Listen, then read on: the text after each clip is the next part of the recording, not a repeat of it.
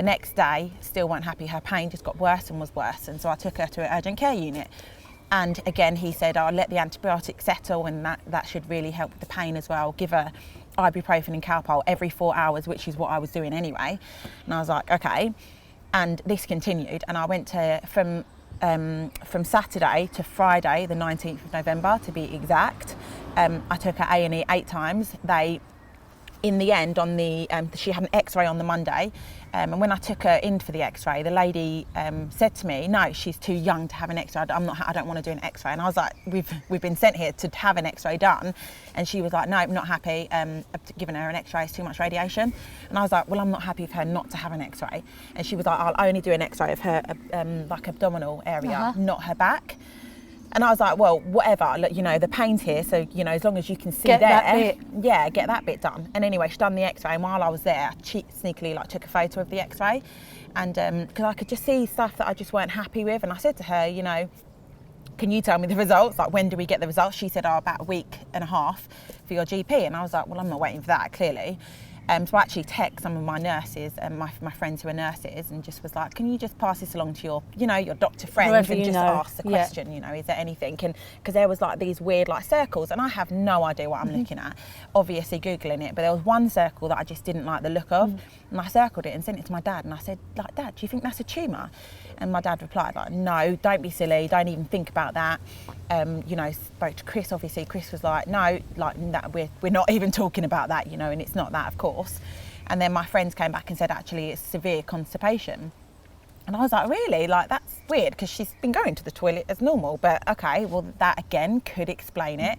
But between the Friday and the Saturday and then the Friday the 19th, I took her to A&E 8 times.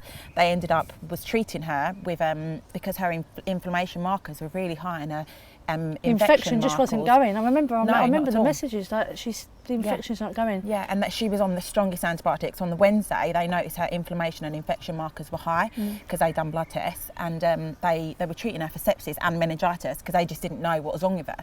But they were giving her these really strong antibiotics on the, I think it was on the Tuesday actually, that they started it.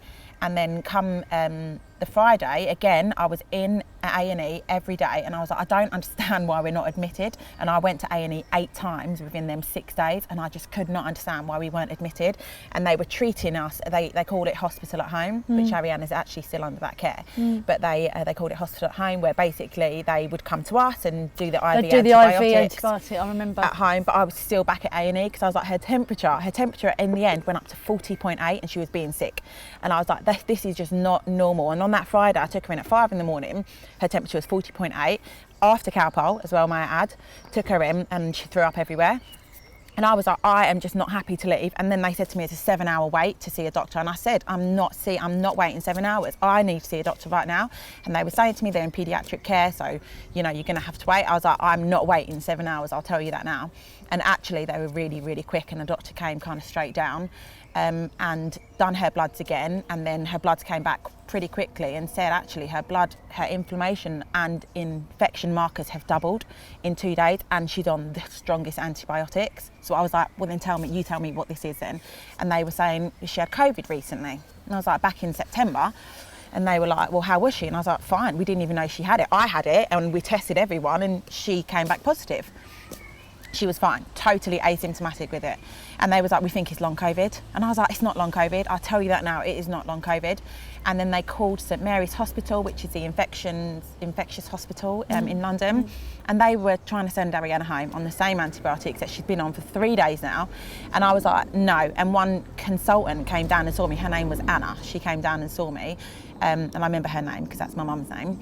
And she sat me down and she said, okay, what's your gut feeling? What's your gut telling you? And I said to her, I think there is something seriously wrong with Arianna, and you just don't know what it is, and none of us know what it is. And she said, okay, I'll take that as Bible, and let's do further scans. We're not going to send you home. And I was like, thank you. I was so thankful for her. And she ordered immediately a heart scan and a kidney scan, or a ultrasound, sorry. And they done the heart ultrasound. It was all normal, it was all fine. And then they sent us straight over to do the ultrasound on her kidneys and abdominal area. And as we sat down, the guy said to us, he was like, oh, we never find anything. They're looking for an infection. We never find anything, just to let you know. And I was like, oh, great. And then he was like, hold on a second, I just need to go and get someone, as he was doing the scan. And I was like, oh, okay. And me and Chris were like, oh, wow, like they've found an infection and, you know, they're going to give her new antibiotics. Yeah. And, you know, we had I set up a group message of Arianna because obviously I was so paranoid.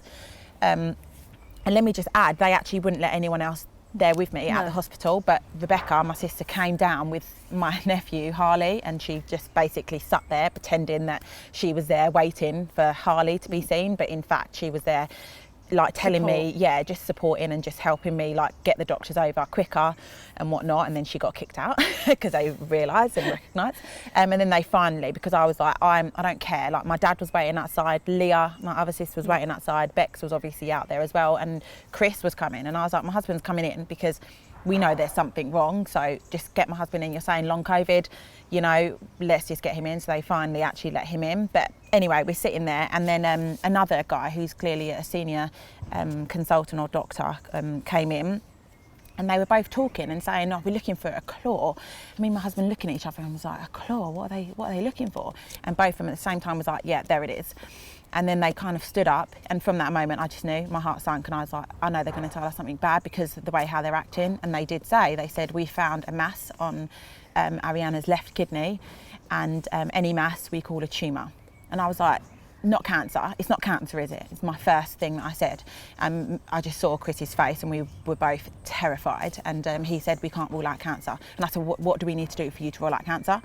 And then he was like, we need to get the consultant to come back and see you and to come back and talk to you. And I was like, can you just not tell us? You know exactly what it is, can you just not tell us? And he was like, let me just get the consultant and they will come and talk to you right now. And I was like, I'm not waiting. They was like, no, you don't have to wait. And then they took us back into a room.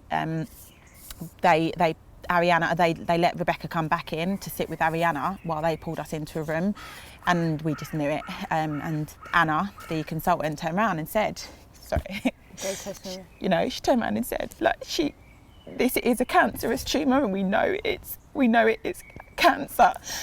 And obviously I was totally not expecting that. I mean, part of me was, but not, you know, like, didn't obviously want that to happen.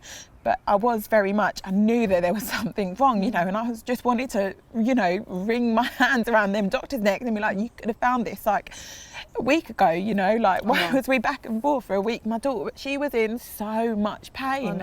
Why have you just let her be in so much pain? We could have done this last week, you know. Anyway, and they said, like, you know, we think it's Wilms cancer. Yeah, I remember that. Yeah. Because the Wilms thing was like, oh, it's an awful thing to say, but it was a better one, wasn't it? It was, yeah. You know? So we was looking up at it, was looking at statistics. Obviously, me and my whole family were just Googling things about it. And they said, we're going to transfer you straight to Great Ormond Street.